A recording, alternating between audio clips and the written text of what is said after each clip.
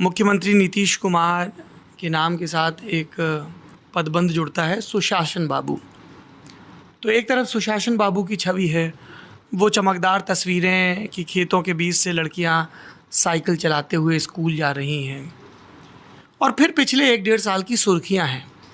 Muzaffarpur shelter home, Patna की बाढ़, देश के बाकी हिस्सों में रहने वाले बिहारी मजदूर बेहाल पाँव चलते हुए आ रहे हैं, स्टूडेंट फंसे हुए हैं, चमकी बुखार। तो ये तो 2 अलग अलग सिरे हो गए सर। ये देखिए, और एक चीज़ और ये चूँकि मैं खुद देख के आया हूँ इसलिए मुझे किसी की साखी की ज़रूरत नहीं है। गांव-गांव में on camera non political figures ने हमसे ये कहा, मुखिया और ये जो ब्लॉक के दफ्तर हैं, पैसा मांगा जाता है हर चीज़ के लिए। ऑन कैमरा कह रहे हैं कि आवास के लिए 20,000 मांगते हैं, शौचालय के लिए 2,000 मांगते हैं, दफ्तर में जाओ तो ये मांगते हैं। उन्होंने कहा कि उनके टाइम पर दबंगई थी, इनके टाइम पर कलम की दबंगई है। तो ये जो निचले स्तर का भ्रष्टाचार है और जो गवर्नेंस जहाँ जहाँ फेल दिखा, शेल्टर होम का जैसे हमने जिक्र किया, मंजू वर्मा का नाम आया, तर्क दिया जा रहा है कि वो बरी हो गए कोर्ट में सीबीआई की जांच में।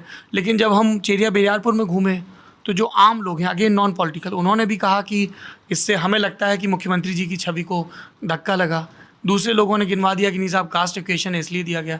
तो घूम फिर के बाद फिर डेवलपमेंट से वापस कास्ट इक्वेशन पे आ जाती है। नहीं देखिए, हम 3-4 सवाल आपके एक साथ। पहली बात है कि आपने शेल्टर होम कहा, तो शेल्टर होम में just because somebody is a minister in his एक वन पर्टिकुलर डिपार्टमेंट और कोई घटना हो जाती है तो उसमें उसको पनिश करना ये उचित होगा जब उसका इन्वॉल्वमेंट। कुमार जी ने नैतिकता दिखाते हुए अपना पद छोड़ा था केंद्र में। नहीं, और उनकी कोई गलती नहीं थी, वो मंत्री थे। ठीक है, और इन्होंने भी इस्तीफा दिया। बट ये है कि कोई व्यक्ति किसी चीज़ में इन्वॉल्व नहीं है जी, और उसके लिए उसको ये पनिशमेंट दिया जाए कि उनकी पूरी पॉलिटिकल करियर को ख़राब कर दिया जाए just because she is a lady and she belongs to a minister of social welfare department, और उनके यहाँ पर ऐसा हुआ। जो शेल्टर होम का जो जिक्र किया जा रहा है, ये बेजाब्ता कंप्लेंट्स पर बिहार सरकार ने जांच शुरू कराया, टाटा कंसल्टेंसी को बिहार सरकार ने दिया, ऑडिट कराया। और अगर बिहार सरकार का, और वो ही मिनिस्टर थी जिस समय ये टाटा कंसल्टेंसी को ऑडिट कराया गया, ऑडिट के बाद जो त्रुटियां आई उसके ऊपर जांच कराने के लिए दिया गया, जांच कराने के बाद जो त्रुटियां समझ में आई, दिखाई दी, उसको सीबीआई को इंक्वायरी कराने के लिए दिया गया। तो स्टेट गवर्नमेंट कहां पे फॉल्ट पे? स्टेट गवर्नमेंट तो जानकारी प्राप्त हुई, सोशल ऑडिट कराया, सोशल ऑडिट के बाद जांच कराया, जांच में त्रुटि आई, सीबीआई इंक्वायरी कराया।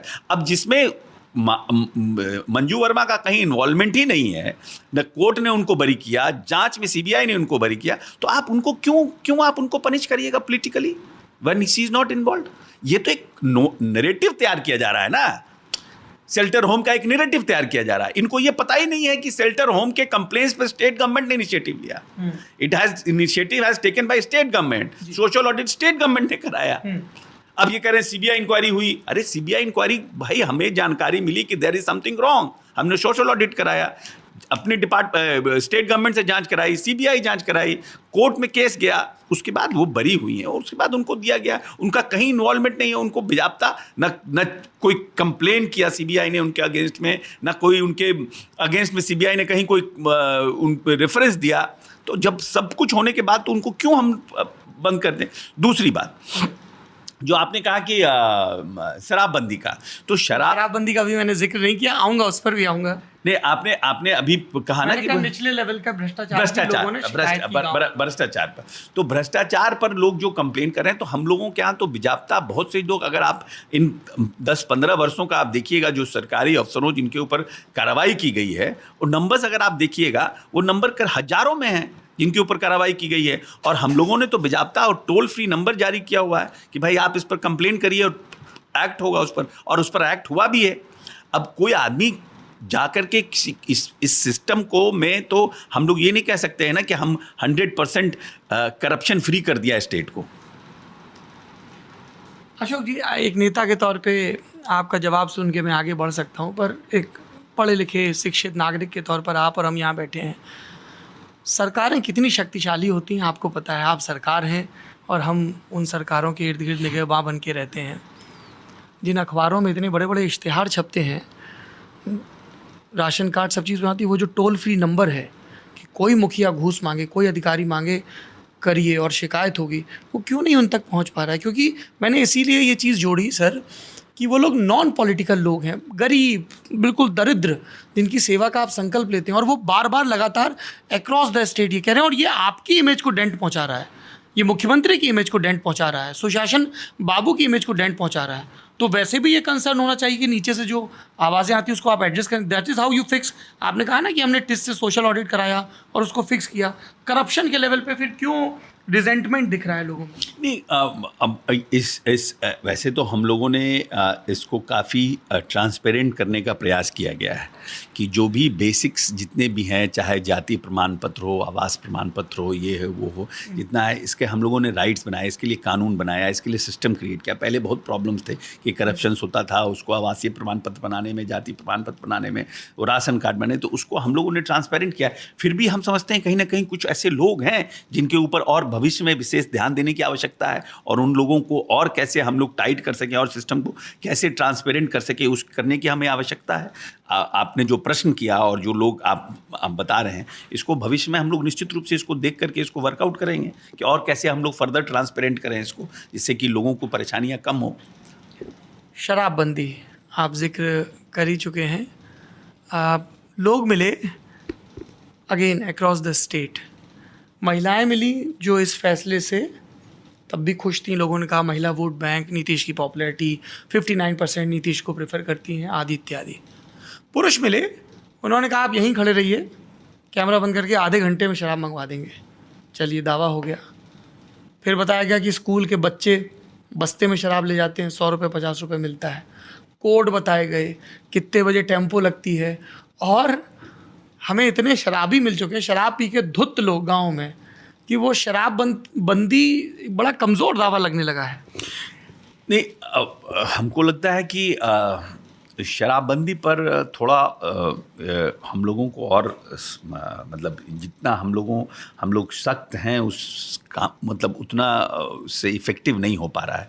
कहीं ना कहीं इसको और ज़्यादा सख्त करने की ज़रूरत है। लेकिन एक बात है कि शराबबंदी का जो इफ़ेक्ट सोसाइटी पे था, शराब पीने से जो इफ़ेक्ट सोसाइटी पे था, या जो लाइवलीहुड जो हम कह सकते हैं नीचे के लेवल पर, जिसको जो एक बड़ा मुद्दा था महिलाओं के लिए कि हमारा इस शराब से हमारा लाइवलीहुड जो है वो डिस्टर्ब हमारा होता है, क्योंकि घर में कोई मान लीजिए कि 200 रुपया 400 रुपया कमाता है, वो 100 रुपया 200 रुपया शराब पे खर्च कर देता है, और उसके घर में आकर के वो जो घरेलू हिंसा करता है, मारपीट करता है, उसमें हमारे स्टेट में बहुत, आप जो आंकड़ा देखिएगा, हमारे स्टेट में बहुत कमी आई। हम ये नहीं कह सकते हैं कि हम पूरी तरह से शराबबंदी कर दिए हैं। देखिए, धूर्त लोग और दुष्ट लोगों की कमी नहीं है। बहुत से कानून बने हैं आज़ादी के बाद इस 70 साल में, और उन कानूनों पर सबको मालूम है कि ये कानून गलत है और ये न्याय संगत नहीं है, लेकिन फिर भी धूर्त लोग और दुष्ट लोग जो संविधान के समर्थक नहीं है, वो लोग करते हैं।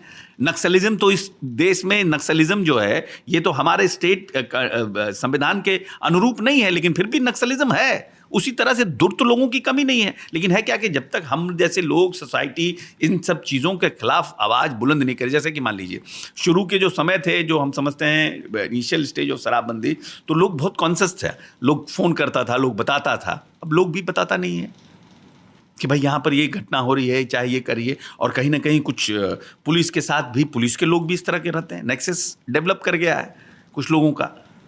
और ये सब चीज़ों पर जो है आने वाले भविष्य में हम समझते हैं कि मुख्यमंत्री निश्चित रूप से नोटिस लेंगे। ये 2-3 जो है, जो लूज, जो हम लोगों का लूज एंड है, उसको टाइट करने की हमें ज़रूरत है। एक जो है निचले स्तर पर जो BDO CO के स्तर पर जो भ्रष्टाचार, और एक ये जो निचले स्तर पर जो थाना के साथ मिल करके कुछ लोग शराब के धंधे में हैं, उसको जो लूज एंड है उसको टाइट करने की ज़रूरत है।